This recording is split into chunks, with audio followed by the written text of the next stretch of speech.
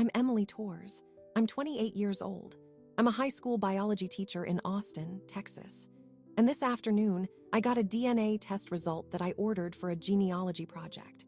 The kind of test where you spit in a tube to trace your roots. My Aunt Linda has always called me the adopted one who never earned the name. She said it loud at every family reunion with her arm around her perfect daughter. But the result said something else. Her daughter is not biologically related to her. And the insult she threw at me for 15 years just ricocheted back twice as hard. This is not a story about a DNA test. This is a story about what happens when the person who spent years defining you as not enough suddenly discovers they were never standing on solid ground themselves. My Aunt Linda made sure every single family gathering reminded me that I was adopted, that I was the one who had to earn my place, that her daughter, my cousin Rachel, was the real blood. But the swab I sent to a lab for a simple genealogy project did not care about her narrative. It uncovered a truth that had been hiding in plain sight for over 3 decades. And once I saw it, I could not unsee it. The question is not whether I will tell her. The question is whether I should enjoy watching her world collapse the same way she enjoyed watching mine. To understand why that test result hit me like a freight train, you have to understand my family. We are the Torres family of San Antonio, Texas. 4 generations of loud opinions, Sunday dinners, and an unspoken rule that blood meant everything. My parents adopted me when I was 6 weeks old. They never hid it.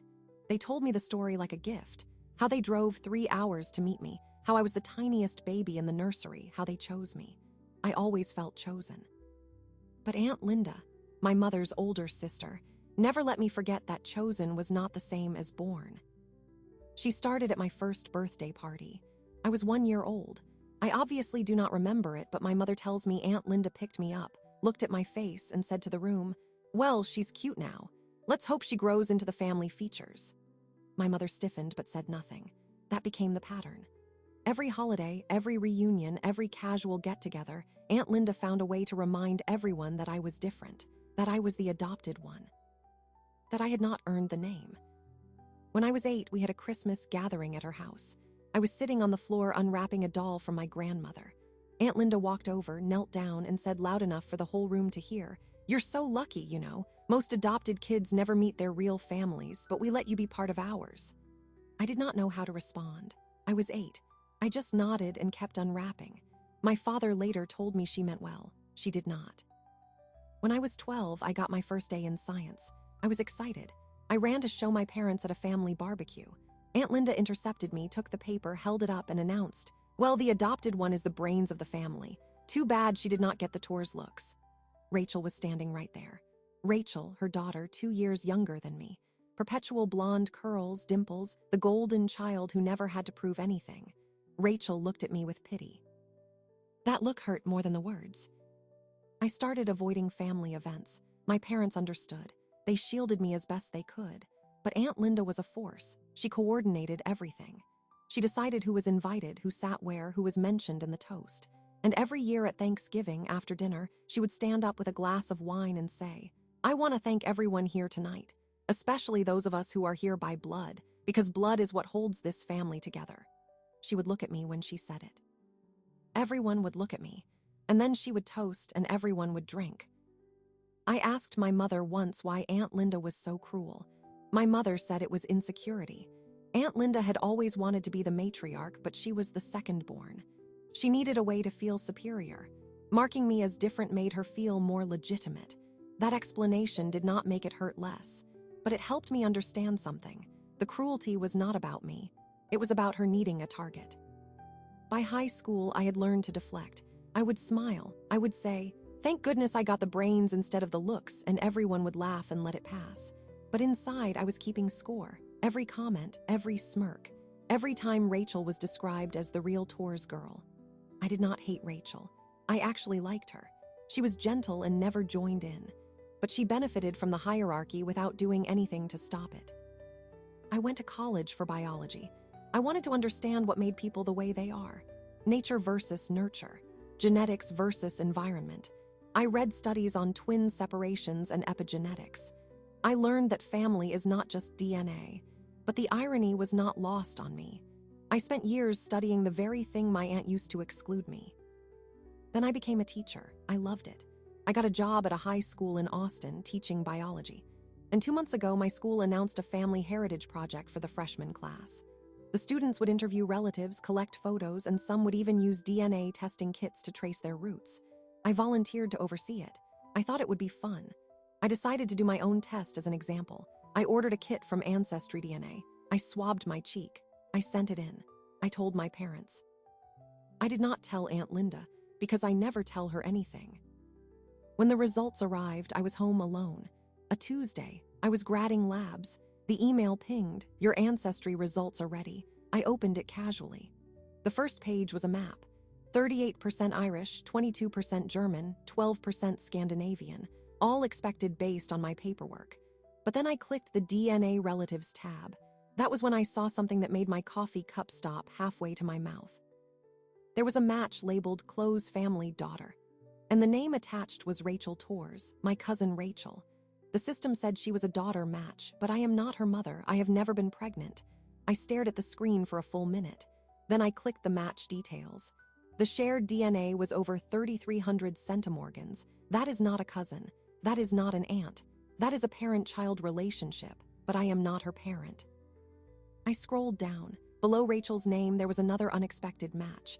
A woman I did not recognize. Her last name was different, and the connection labeled her as sister to Rachel. A half-sister, actually. I opened her profile. There was a family tree, and in that tree I saw Aunt Linda.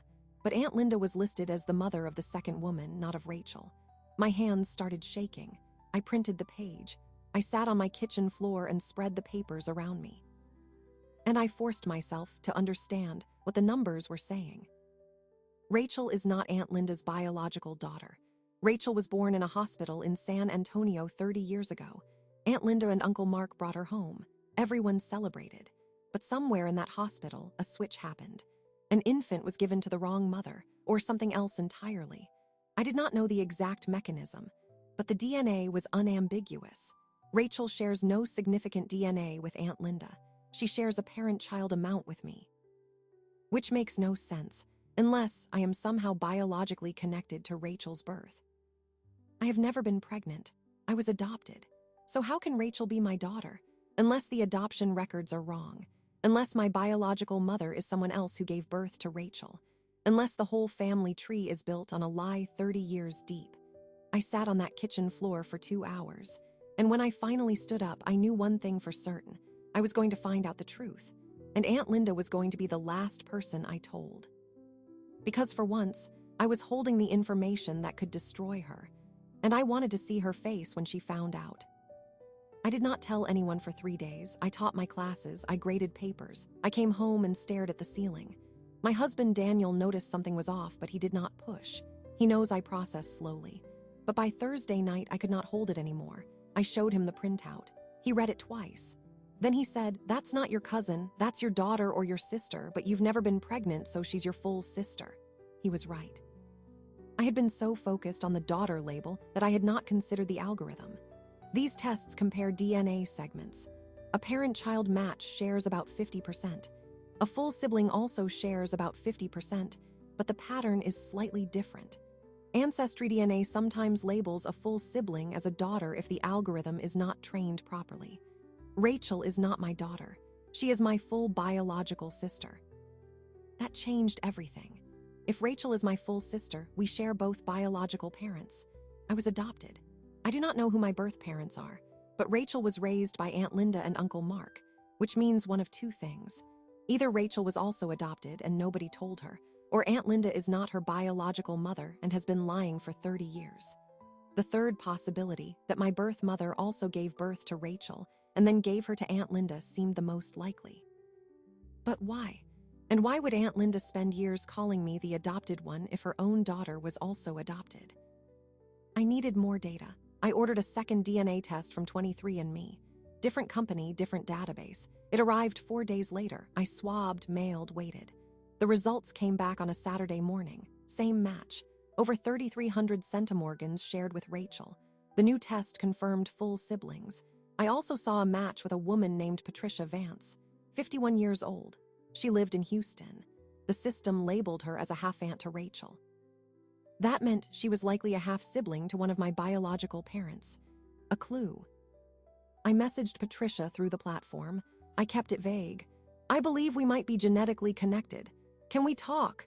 She replied within an hour. She said she had been searching for her biological father for years. She had taken the test hopping to find him. Instead, she found a close match to someone she did not recognize, Rachel Torres. And then me. She asked how I was connected. I told her the truth. I was adopted. I had a full sibling I grew up with as a cousin, and I was trying to understand the family structure. Patricia agreed to a phone call. That conversation lasted 2 hours. She told me her mother had been a nurse at a hospital in San Antonio in the 1980s. Her mother died 6 years ago, but before she died, she told Patricia something strange. She said there had been a scandal at the hospital. Bobbies switched, not intentionally but through negligence. A night shift mix-up in the nursery. Several families were affected, but the hospital covered it up. Patricia's mother had kept records. She had notes. Patricia had the notes in a box in her garage.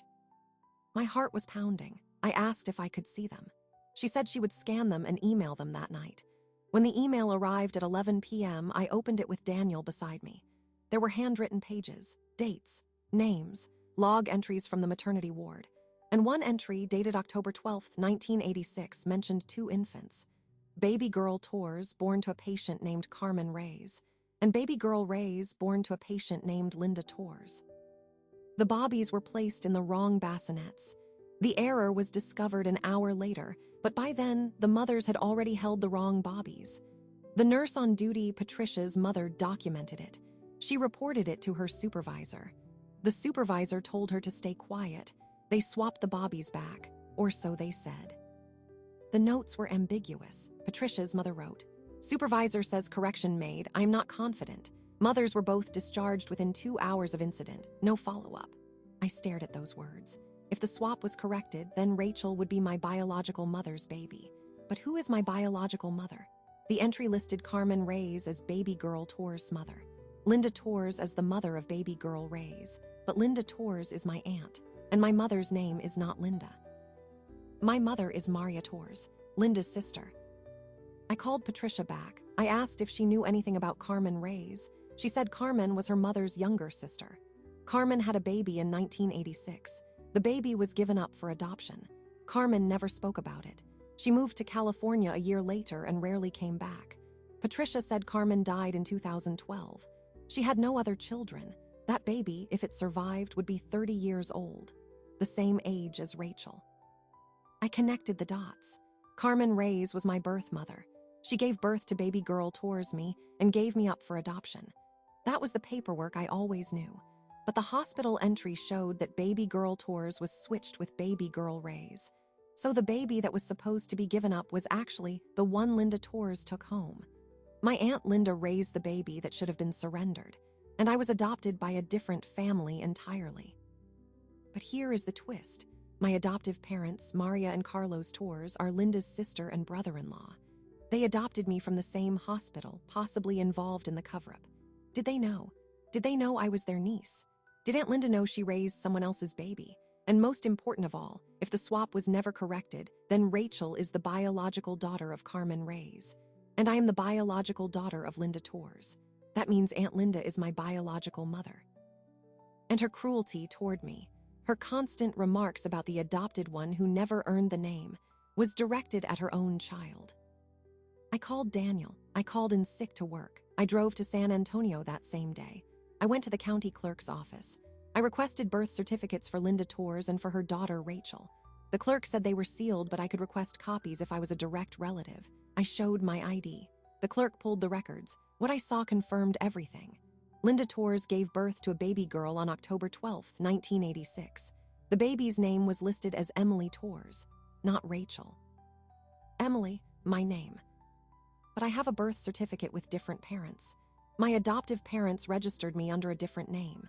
2 birth certificates existed, one with Linda as mother, one with Maria as mother. The hospital had committed fraud. They issued a new certificate for the baby that Linda took home, naming her Rachel. And they issued a corrected certificate for the baby Maria adopted, naming her Emily. Everyone in the family knew, or at least the adults knew.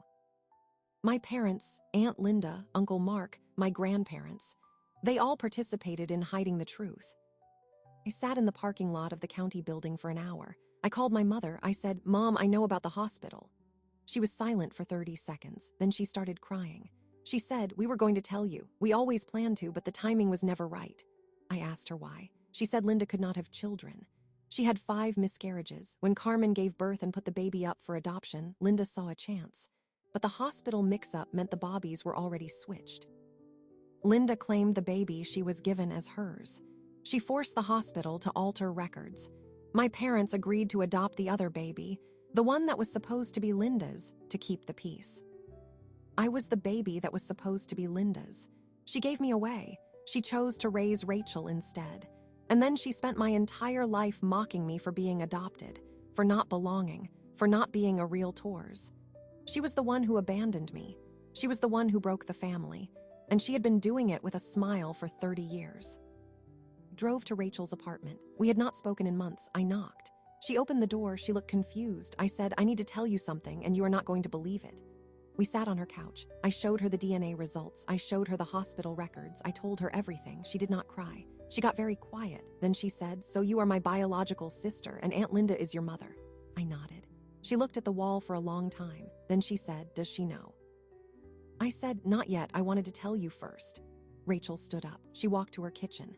She came back with a folder. She said, "I found this in my mother's closet last year. I never told anyone." The folder contained a letter. A handwritten letter from Linda to my birth mother, Carmen, dated 1987. It read, "I know what happened at the hospital. I know you were supposed to take home a different baby, but I cannot give her back. She is mine now. You have your own life. Please do not try to contact us. I will tell Emily when she is older, or maybe I never will. This family is built on secrets. Another one will not hurt. Emily is me. She kept that letter. She knew the truth from the start. And she never told me. She never told anyone." I looked at Rachel. She looked back at me. We were connected by blood, by genetics, by a system that failed both of us. But more than that, we were connected by a woman who chose cruelty over truth. And now, 30 years later, I had the power to expose everything. But I had to decide. Would I tell the family at the next reunion with Aunt Linda in the room?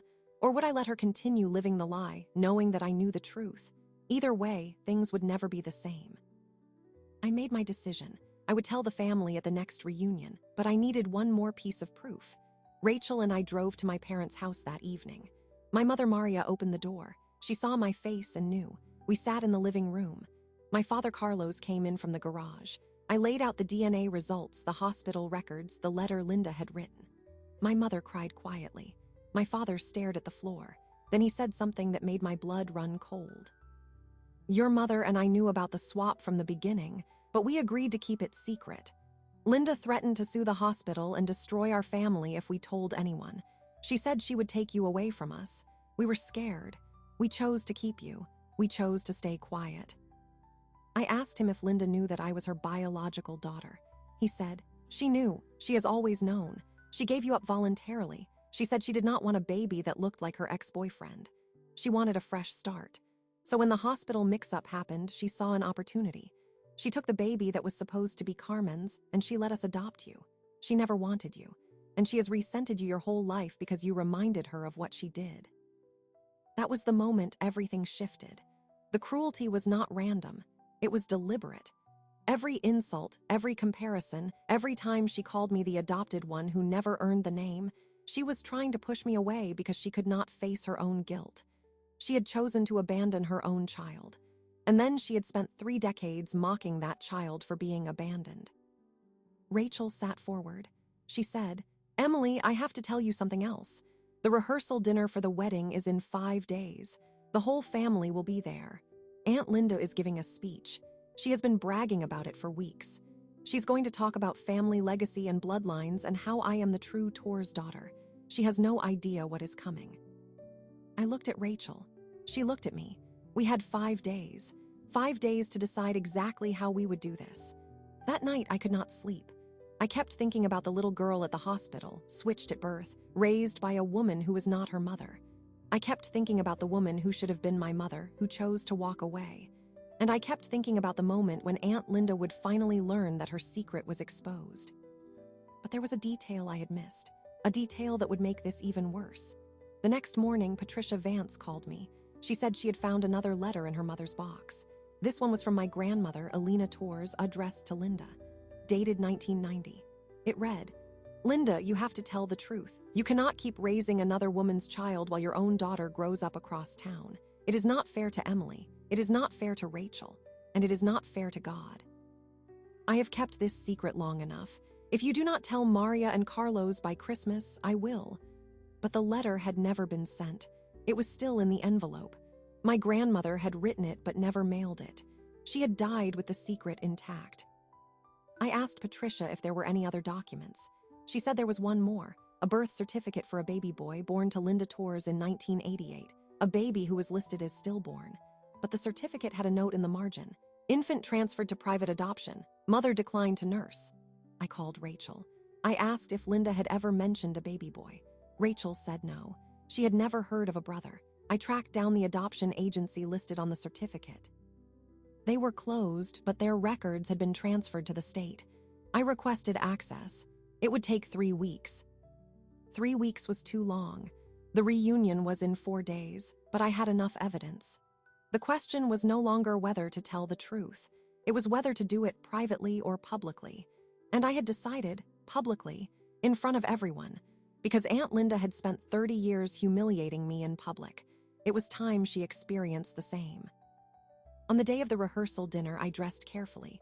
White blouse, small gold pendant. I wanted to look calm, collected, untouched by her poison. Rachel met me in the parking lot. She was nervous. I told her we were doing the right thing. We walked in together. The hall was decorated with white flowers and gold ribbons. A banner read Torres Family Reunion and Wedding Celebration. The room was full. Aunts, uncles, cousins, grandparents. My parents were at a side table. They looked worried. They knew what I was planning. Aunt Linda was at the head table. She was wearing a bright red dress, commanding attention. She saw me and smirked. I smiled back. It was the smile of someone holding a grenade with the pin already pulled. Dinner was served. People ate, talked, laughed. I barely touched my food. Rachel sat beside me, silent. Then the speeches began. Uncle Mark gave a toast. My father gave a toast. And then Aunt Linda stood up. She tapped her glass with a fork. The room quieted. She began, "Family is everything. And in this family, we know what matters: blood, heritage, the bonds that cannot be broken. That is why I am so proud of my daughter Rachel, who is the living proof of what Torres blood means. She is smart, beautiful, and she belongs here. She never had to earn her place because she was born into it." She paused. She looked at me. Some people come into a family through paperwork. Others come through birth. We love everyone equally, of course, but we all know the difference. And tonight, I want to celebrate what makes us real, the blood that runs through our veins. I stood up. The room went silent. I pulled out a folder. I said, "Aunt Linda, thank you for that beautiful speech. I have a toast of my own." I opened the folder. I held up the DNA results. "This is a DNA test. It shows that Rachel and I are full biological sisters. We share the same mother, and that mother is not who you think." I let that settle. Then I held up the hospital records. "This is a document from the San Antonio hospital where we were both born. It proves that the Bobbies were switched on October 12th, 1986. I was supposed to go home with you, Aunt Linda, and Rachel was supposed to be raised by a woman named Carmen Reyes, but you made a choice. You kept Rachel. You gave me away. And then you spent 30 years telling everyone that I was the one who did not belong." The room was in chaos. People were whispering. Aunt Linda's face had gone white. She said, "That is a lie. You are lying." I held up the letter she had written to Carmen. "This is a letter you wrote in 1987. You admitted it. You said you would never tell the truth, but I found it." She tried to grab the papers. I pulled them back. I said, "You are my biological mother. You abandoned me. You chose to raise another woman's child. And you spent my entire life mocking me for being adopted. You called me the one who never earned the name, but I earned it anyway. I earned it through every day I survived without you. And now you are the one who has to face the truth." Rachel stood beside me. She looked at Aunt Linda. She said, "I am not your daughter. I am Emily's sister, and I am done pretending." The room erupted. People were shouting. My mother was crying. My father was standing, arms crossed, not saying a word. Aunt Linda looked around for support. No one met her eyes. She was alone. For the first time in 30 years, she was the outsider. She turned to me, her face twisted. She said, "You think you have won? You think this proves something? You are still nothing. You are still the mistake I walked away from." I looked at her. I said, "No, Aunt Linda, you are the mistake, and everyone here knows it now." I sat down. The room stayed chaotic, but I felt something I had never felt before in that family. I felt free. The truth was out. The power was gone, and no matter what happened next, she could never hurt me again. In the hours that followed, the family fractured into pieces I did not know were possible.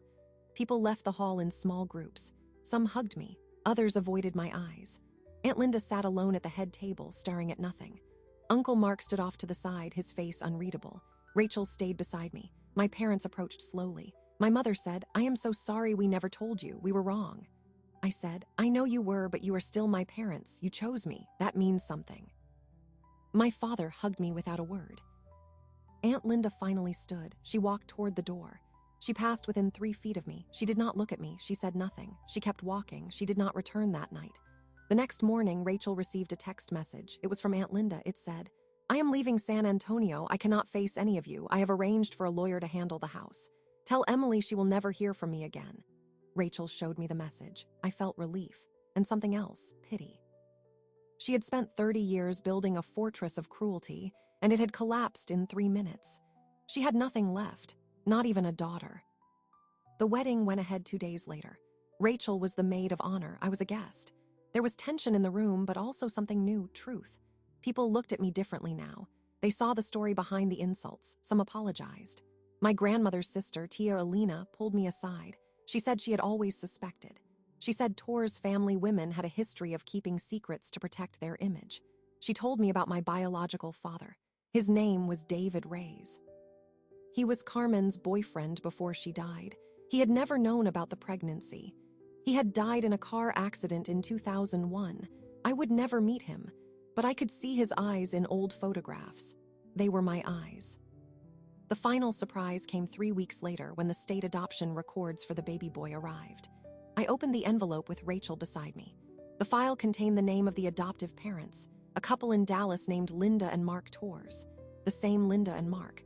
The baby boy had been adopted privately, then raised as their own. But there was a problem. The boy, named Lucas, was placed with a neighbor family when he was 2 years old. The neighbor later adopted him. He was out there somewhere. A full brother I had never met. The records listed his birth name, Lucas Reyes Torres, and his adoptive name, Lucas Hernandez. He was 30 years old now. He lived in Dallas. I searched for him on social media. I found him. He had a profile picture with a woman and a baby. He looked like me. I sent him a message. I wrote, "I think we are related. I am your full sister. I can explain." He replied within an hour. He said his adoptive parents had told him he was adopted, but they knew nothing about his birth family. He had always wanted to know. We spoke on the phone for 4 hours that night. He cried. I cried. We made plans to meet in person. That meeting happened 3 weeks after the reunion. He drove to Austin. I met him at a coffee shop. We looked at each other and saw the same face staring back. The same jawline, the same eyes, the same way of tilting our heads when listening. We spent the whole day together. He told me his adoptive mother had died of cancer 8 years ago. His father had remarried. He had a good job as an electrician. He had never felt like he fully belonged. Now he understood why. I told him about Aunt Linda, about the hospital, about Rachel. He listened without judgment. He said, "I am glad I ended up where I did, but I am glad I found you." I told him I felt the same. He asked if I wanted to meet his family. I said yes. We drove to Dallas that weekend. His wife Alina made dinner. His 3-year-old daughter Sophia called me Tia. That word, it hit me harder than I expected. Tia, aunt. A title I had never expected to hear from anyone in my biological family. I had a niece. I had a brother. I had something Aunt Linda had tried to take from me, a real family. The fallout with the rest of the Torres family took months to settle. Some relatives sided with Aunt Linda. They said I had humiliated her publicly. They said I should have handled it privately. Others cut all contact with her. My parents slowly rebuilt trust with me. Rachel and I became close, closer than we had ever been as cousins. She told me she had always felt a pull toward me, a protectiveness she could not explain. Now she knew why. We were sisters. We had been sisters the whole time, even when neither of us knew it. In the end, Aunt Linda never contacted me again. She sold her house. She moved to Florida. She lives alone in a small apartment. According to my mother, she stopped speaking to most of the family. She posts on Facebook occasionally, always vague. Some people do not deserve forgiveness. She is talking about me. I am fine with that. I learned something through all of this. DNA does not create family. Choice does. Love does. The people who show up, who protect you, who build a home with you, those are your family. Aunt Linda gave birth to me, but she never earned the title of mother. The name I carry, the name she said I never earned, I earned it every single day by being present, by loving, by refusing to become bitter. I earned it by bringing the truth into the light. And now that the truth is out, I do not have to prove anything to anyone. Not to her, not to anyone. Rachel and I make dinner together once a month. Lucas and his family come down every other holiday. My parents are slowly understanding what they did wrong, and they are trying to make it right. It is not perfect. It is messy, but it is honest. And honesty was the one thing this family never had, until now. This story is not just about one family in San Antonio. It is about what happens when we build our identity on secrets, when we use blood as a weapon instead of a connection, when we let fear of exposure dictate how we treat the people closest to us. Aunt Linda built her entire life around a lie. She put all her worth into being the real Torres, into having the bloodline, into making sure everyone knew I was the outsider. And in the end, the truth did not just expose her. It erased the very thing she was clinging to. The research is clear. Between 2 and 5% of consumer DNA tests reveal unexpected family relationships. That means millions of people alive right now have a secret like this buried in their family tree. A secret about parentage, about identity, about who really belongs. Most people never find out. But the ones who do, the ones who dig, they face a choice. Bury it again or let it change everything. I chose to let it change everything. I lost an aunt. I gained a sister. I lost the illusion of a perfect family history. I gained a brother I never knew existed. I lost the fear that had followed me since childhood. I gained the freedom of knowing that my worth was never tied to what she thought of me. The name Torres was never mine by blood, but I earned it. I earned it by showing up, by loving my parents even when they failed me, by building a life that did not depend on anyone else's approval, and by telling the truth even when it was easier to stay silent. That is what family really is. It is not the DNA you share. It is the choice you make every single day to be present. If you have a story like this, if you have a family member who made you feel like you did not belong, know this. Their judgment says everything about them and nothing about you. The truth has a way of surfacing. And when it does, the only person who loses is the one who built their life on lies. Thank you for listening to my story. If it resonated with you, share it with someone who needs to hear it. And if you want more stories about what happens when the truth finally comes to light, hit subscribe. Because there are always more secrets waiting to be uncovered.